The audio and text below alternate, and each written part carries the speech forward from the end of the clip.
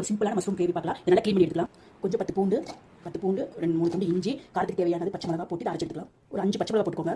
Already 3 போட்டு இப்போ மட்டும் 2 போட்டுக்கிறேன். இது கொஞ்சம் காரம் கம்மியாக இருக்குது. இந்த பச்சை மிளகாய் காரம் தான். உங்களுக்கு நீங்கள் பச்சை மிளகாய் போட முடியும்னா வரமிளகாய் போட்டுக்கோங்க. ஒவ்வொருத்தர் பச்சை மிளகாய் டேஸ்ட் பிடிக்கும், வரமிளகாய் டேஸ்ட் பிடிக்கும். நான் பச்சை மிளகாய் போட்டு நல்லா இருக்குது. பச்சை மிளகாய் போட்டுருக்கேன். இப்போ அரைச்சு எடுத்துக்கலாம். அரைச்சாச்சு கொஞ்சம் தண்ணி விட்டு அரைச்சிக்கலாம். தண்ணி விட்டு நல்லா அரைச்சாச்சு. நான் 2 வெங்காயம் எடுத்து வச்சுக்க பெரிய வெங்காயம் பேஸ்ட் அரைச்சி 2 வெங்காயத்தை கட் பண்ணிக்கோங்க. கடாயை வச்சு கொஞ்சம் எண்ணெய் தேவையான அளவுக்கு எண்ணெய் ஊற்றிக்கோங்க. ஒரு ஸ்பூன் எண்ணெய் ஊற்றின கொஞ்சம் 1 ஸ்பூன் பட்டர் போட்டுக்கோங்க. நல்லா உருளை வரகு ஒரு அரை ஸ்பூன் கடல் பாசி, 1 ஸ்பூன் சீரகம், அரை ஸ்பூன் சோம்பு தாளிப்பு போட்டுக்கோங்க. நல்லா கொஞ்சம் கலரி விட்டுக்கோங்க. நல்லா சீரகம் பொரிஞ்சோடனே 2 வெங்காயம் பெரிய கட் பண்ண வெங்காயத்தை போட்டுக்கலாம்.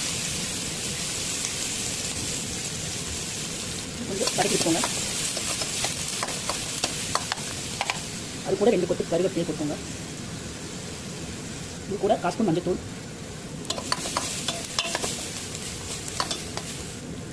வெங்காயம் கொஞ்சம் வதங்கின பிறகு ஒரு கைப்பிடி கொத்தமல்லி தழை,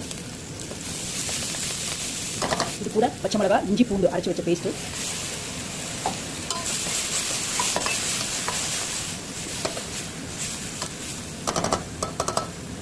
இதில் கொஞ்சோண்டு ஒரு 1/4 டம்ளர் தண்ணி விட்டு இதில் ஊற்றிக்கோங்க. இல்லை பற்றி யூஸ் பண்ணி கொஞ்சம் பச்சை வாசனை போயிடுச்சு. கொஞ்சம் 1/4 டம்ளர் தண்ணி. இது நல்லா குக் ஆகும்.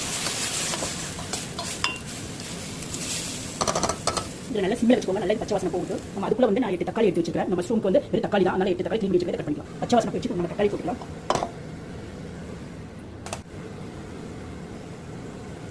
தக்காளி போட்டுக்கோங்க. கட் பண்ண தக்காளி. இது தேவையான அளவுக்கு உப்பு போட்டுக்கோங்க. மஷ்ரூம் எல்லாத்துக்குமே தேவையான அளவுக்கு.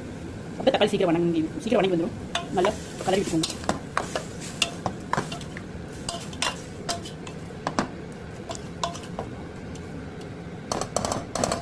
நல்லா கலரி விட்டு சிம்மில் வச்சு ஒரு மூடி போட்டு மூடி வச்சுருங்க. ஒரு 10 நிமிஷத்தில் தக்காளி வெந்து வந்துடும். மூடி போட்டு மூடியில் காரத்துக்கு ஆல்ரெடி தேவையான பச்சை மிளகாய் போட்டாச்சு. கொத்தமல்லி தூள் 1 ஸ்பூன் போட்டுக்கோங்க. இப்போ பச்சை மிளகாய் போட பிடிக்கல, இப்போ வரமிளகாய் தூள் போட்டுக்கலாம். நல்லா இதை கலரி விட்டு மூடி வச்சுக்கலாம். தக்காளி போட்டோடனே உப்பு போட்டு தண்ணி விட ஆரம்பிச்சுவாங்க. மூடி போட்டு ஒரு 5 நிமிஷம் மூடி சிம்மில் வச்சு குக் பண்ணிக்கலாம். பாருங்க, க்ளீன் பண்ண மஷ்ரூம் நம்ம கட் பண்ணி எடுத்துக்கலாம். அதுக்கு தக்காளி நல்லா மசிஞ்சு வந்துடும். கட் பண்ணுறதுக்குள்ள இதை நம்ம க்ளீன் பண்ணி நல்லா ஒரு 3-4 டைம் நல்லா க்ளீன் பண்ணி எடுத்துக்கோங்க. மண் இருக்கும். இப்போ கட் பண்ணி எடுத்துக்கலாம். இந்த மஷ்ரூம் நான் இந்த மாதிரி சைஸில் கட் பண்ணுறேன். கட் பண்ணி வச்சுருக்கேன். நீங்கள் எந்த மாதிரி சைஸில் வேணாலும் கட் பண்ணிக்கலாம். மஷ்ரூம் ஃபுல்லாக பாருங்கள் கட் பண்ணி எடுத்தாச்சு. எல்லாம் கட் பண்ணி எடுத்தாச்சு. இப்போ நாங்கள் வச்சுக்கலாம். ஓப்பன் பண்ணி பார்க்கலாம். தக்காளி நல்லா தக்காளி வெந்து வந்துச்சு. கொஞ்சம் நல்லா செஞ்சு வந்தோடனே மஷ்ரூம் போட்டுக்கலாம். தக்காளி போட்டுக்கலாம். கொத்தமல்லி தலை போட்டுக்கலாம். Mushroom gravy ready. நீங்களும் செஞ்சு பார்த்து எப்படி கொஞ்சம் ஓகே. சிம்பிள் தான். ஒரு வெங்காய தக்காளி மஷ்ரூம் அவ்வளோதான். அவ்வளோ டேஸ்ட்டாக இருக்கும். அது நீங்கள் நான் இப்போ மசாலா தோசை தான் சுட போகிறேன். தோசை மஷ்ரூம் கிரேவி மேலே வச்சு மசாலா தோசைக்கு பதிலாக மஷ்ரூம் மசாலா தோசை தான் ரெடி பண்ண போகிறேன். நீங்கள் கண்டிப்பாக செஞ்சு பார்த்து எப்படின்னு சொல்லி சொல்லுங்கள்.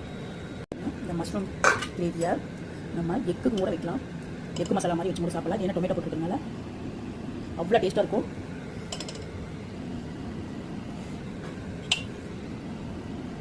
நீங்களும் கண்டிப்பாக இது மாதிரி நம்ம தோசை ஊற்றி அதுவும் காமிக்கிறேன். எக்குக்கும் மசாலா போட்டு இந்த மஷ்ரூம் கிரேவி வச்சு சாப்பிட்டு